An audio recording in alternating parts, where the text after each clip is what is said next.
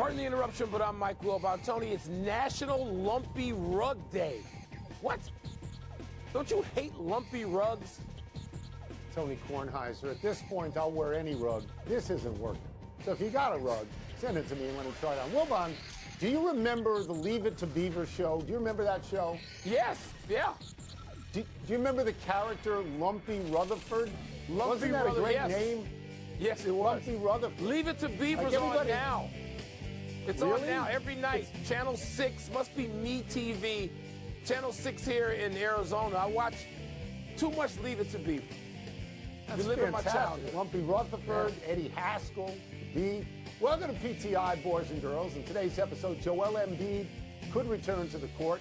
Joe Pavelski returns to the ice. And Kendrick Perkins returns as our guest for 5 good minutes.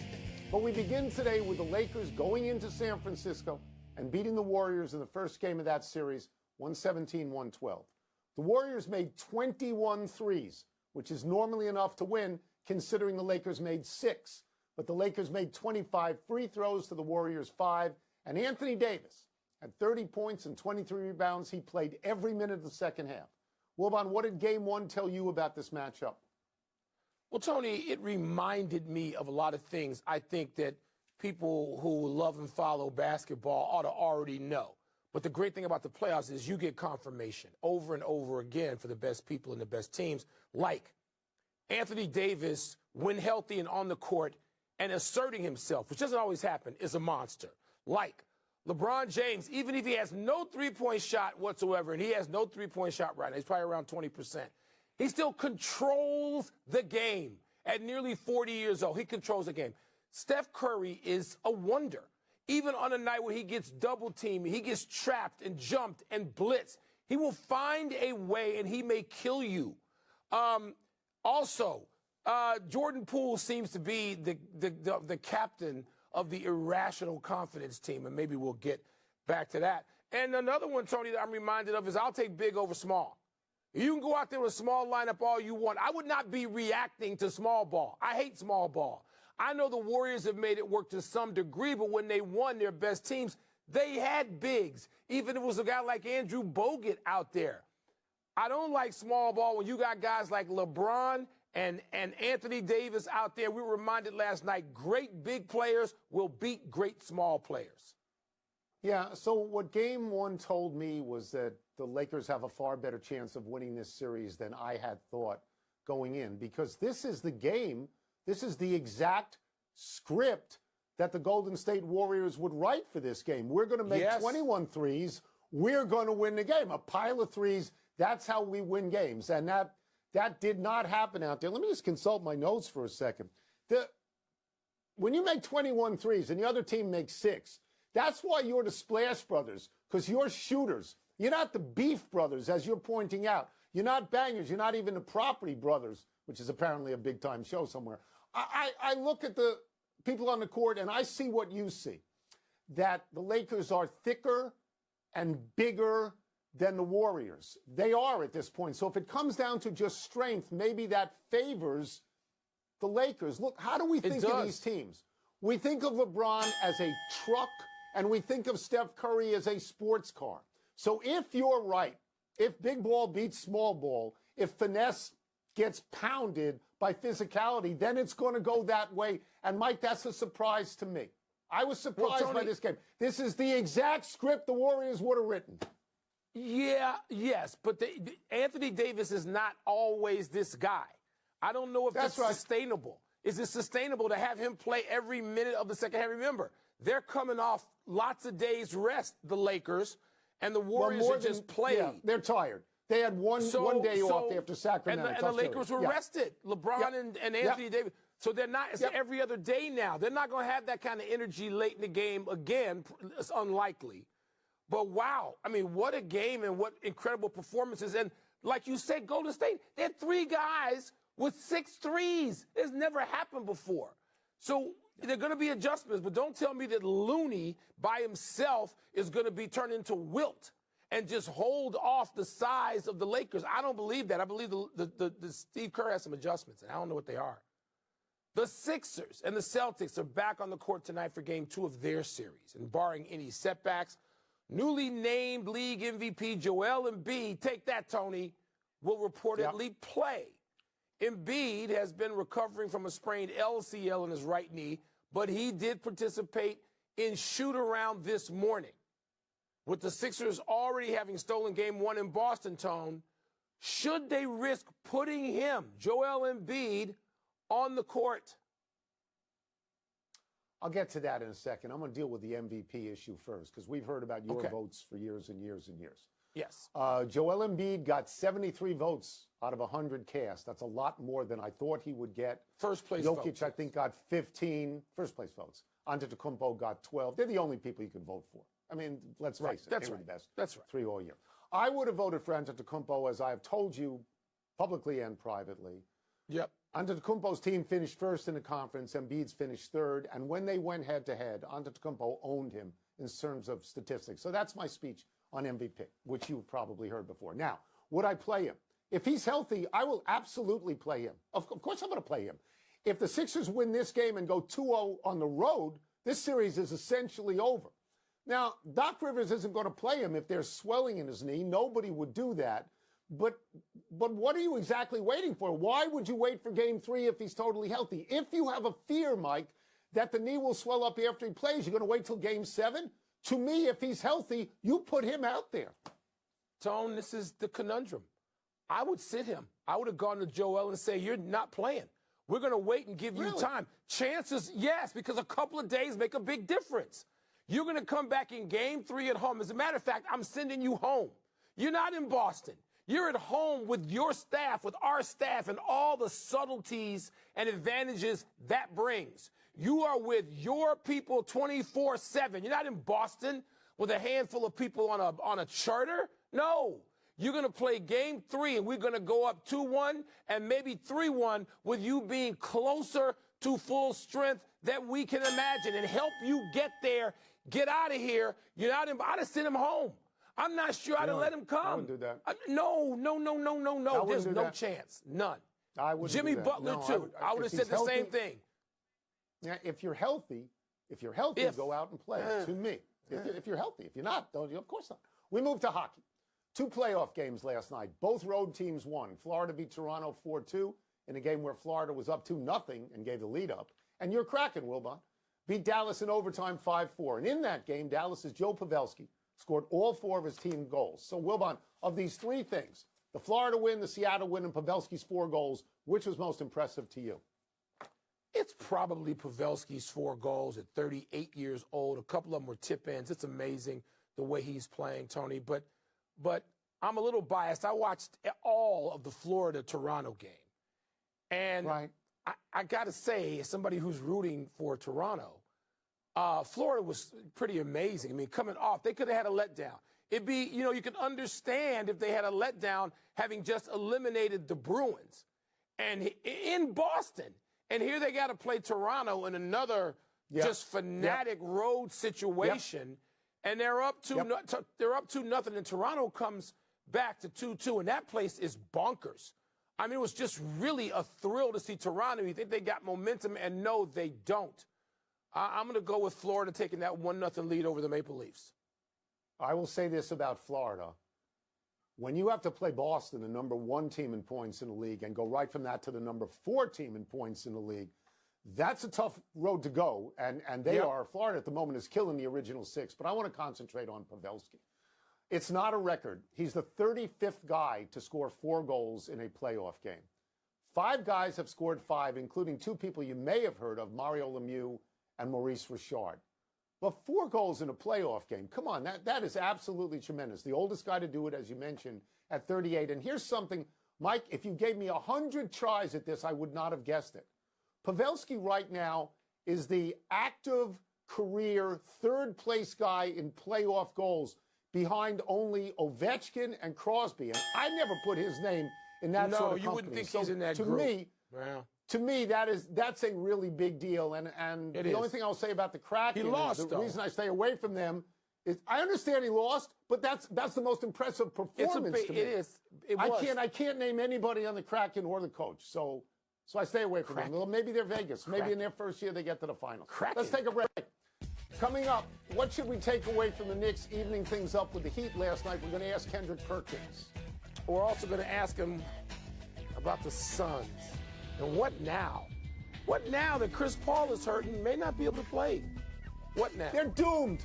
They're doomed. Chris Paul is doomed. When he's still. Let's get back into the NBA playoffs with our great friend from NBA Today, Mr. Kendrick Perkins. We're going to start with the Knicks. The Knicks even their series with Miami last night.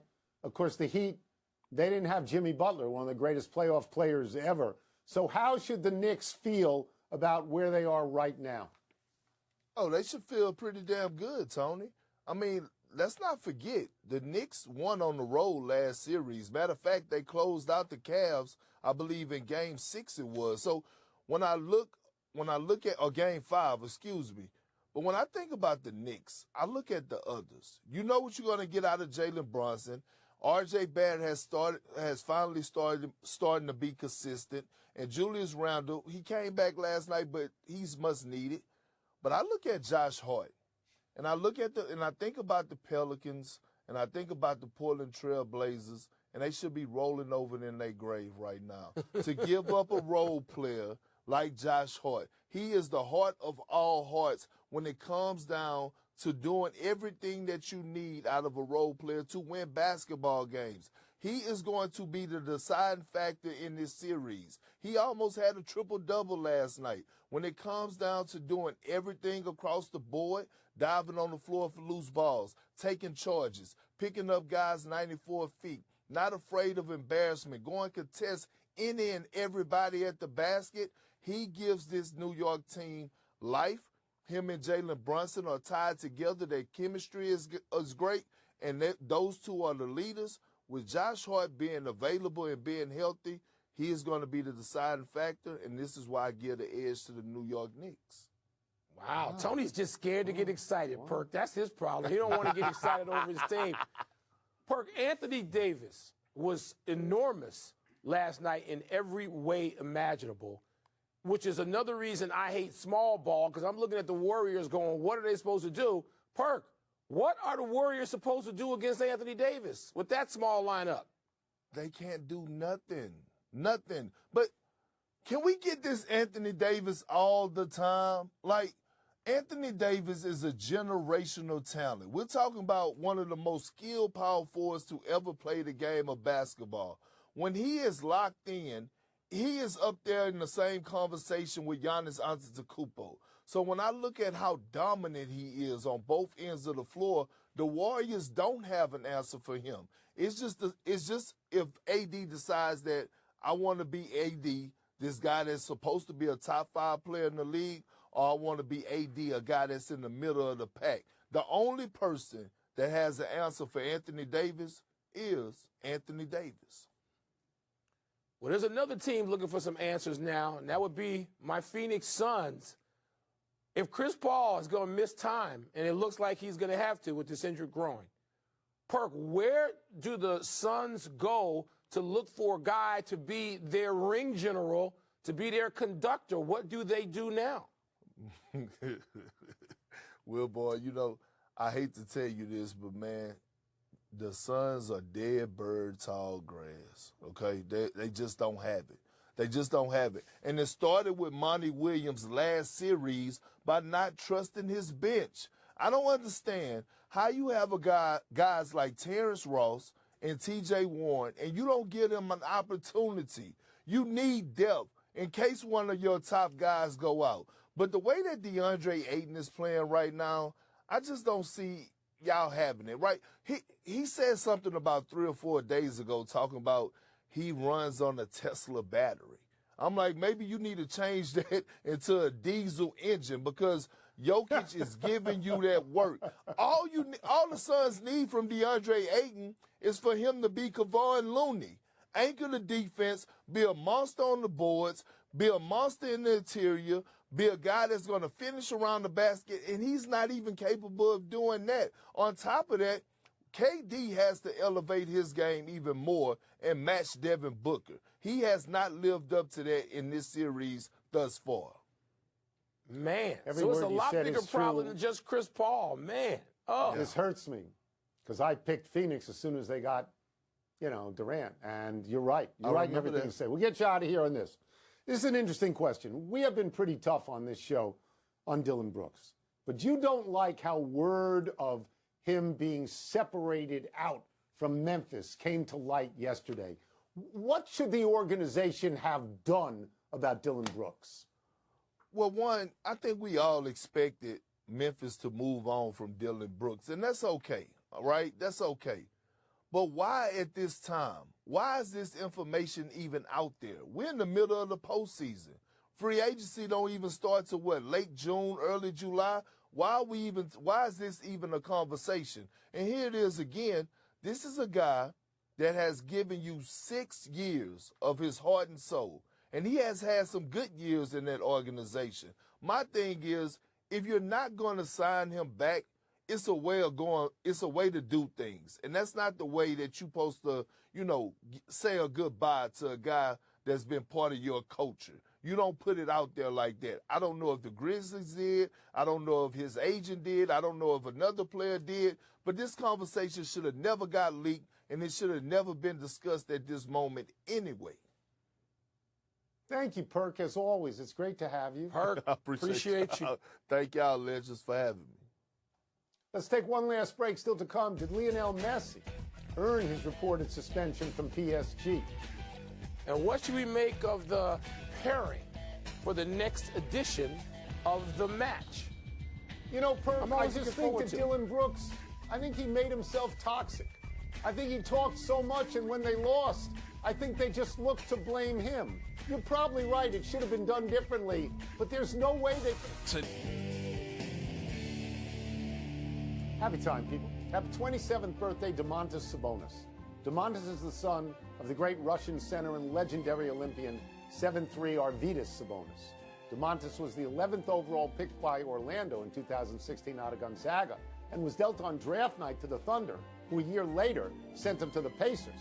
Indiana traded him to Sacramento in February of 2022, and Sabonis, De'Aaron Fox, and Malik Monk helped lead Sacramento to the playoffs this season for the first time in 17 years. Sabonis, a 3-time All-Star, averaged 19 points, 12 rebounds, 7 assists in the regular season. He shot 61.5% from the floor. But the Warriors held him to below those averages in their playoff series, and Kevon Looney outdid Sabonis on the boards, getting at least 20 rebounds in 3 different games. You and I'm going to contend, sat shoulder to shoulder and watch the most important competition in the life of anybody named Sabonis. You agree with that? Yeah, the Olympics. Yes, 100%. Seoul, 1988, 100%. Olympics. Yep. Happy anniversary, Matt Ryan. On this day 5 years ago, the Falcons quarterback signed a 5-year, $150 million extension, making him the NFL's first $30 million a year player. There are now 11 quarterbacks making more than $40 million annually, and Aaron Rodgers, Jalen Hurts, and now Lamar Jackson make more than $50 million. Aaron Donald and Tyreek Hill are the first 2 position players to make at least $30 million. Ryan, now 37, was set to make $35.2 million this coming season with Indianapolis, but the Colts benched him during last season and cut him in March. Ryan's long career now seems to be toast. Yeah, Tony, in some circles they call that John Wall money. You don't have to be a guy who's a rarity. And you can make that. You can. It's a little different from one world to the other. Happy trails to the next 2 weeks for Lionel Messi.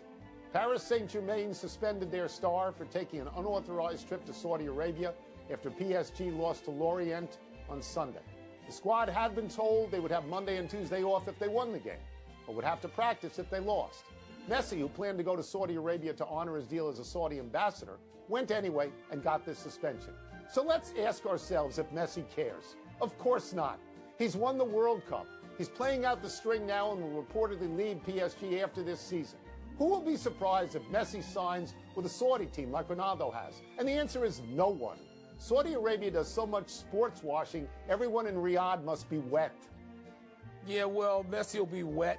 And we're talking about from the tune of $100 to $200 million. That's right. Somewhere in there. So what does he care about this 2-week fine and suspension? At this point of his career, he can't. He'd be crazy to not have gone No. on that trip. And he won the World Cup. AWOL. That's the big one. He did that. He did. Yeah. All right, let's go to the big finish. Let's do it. A's rookie starter Mason Miller got pulled after 7 no-hit innings last night. I know you. You can't like this. No, I hate that about baseball. I can't stand it. Receiver Randall Cobb will reportedly join his boy Aaron Rodgers with the Jets on a 1-year deal. Significant?